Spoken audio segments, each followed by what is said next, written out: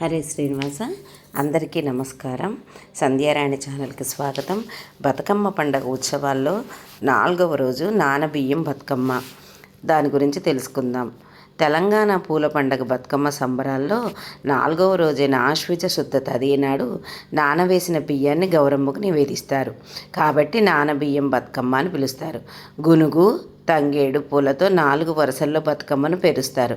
శిఖరం మీద గౌరమ్మను నిలిపి పూజిస్తారు.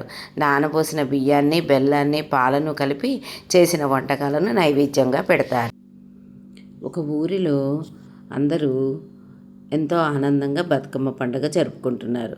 ప్రతిరోజు ఒక్కో విధమైన బతుకమ్మను అమ్మవారికి సమర్పిస్తూ స్త్రీలు పాటలు పాడుతూ ఆడుతూ పాడుతూ ఉంటారు. 4వ రోజు రాగానే ఆ ఊరి ఆడబిడ్డలు, అమ్మాయిలు అన్నపూర్ణమ్మ తాలూకు ఆరాధన చేసేందుకు సిద్ధమయ్యారు. ఎందుకంటే ఈరోజు నానబియ్యం బతుకమ్మ. అందరూ కలిసి ముందు రోజు బియ్యం నానబెట్టి పెట్టుకుంటారు. మరుసటి రోజు ఉదయం ఆ నానబియ్యాన్ని పాలు, పెరుగు, బెల్లము కలిపి అమ్మవారికి సమర్పిస్తారు. పూలతో అలంకరించిన బతుకమ్మ మధ్యలో ఈ నానబియ్యం పెట్టి భక్తితో పూజ చేస్తారు.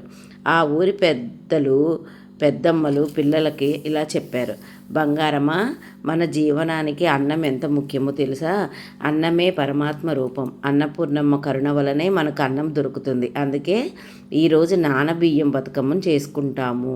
అలా అందరూ కలిసి బతుకమ్మను చుట్టూ తిరిగి పాటలు పాడతారు.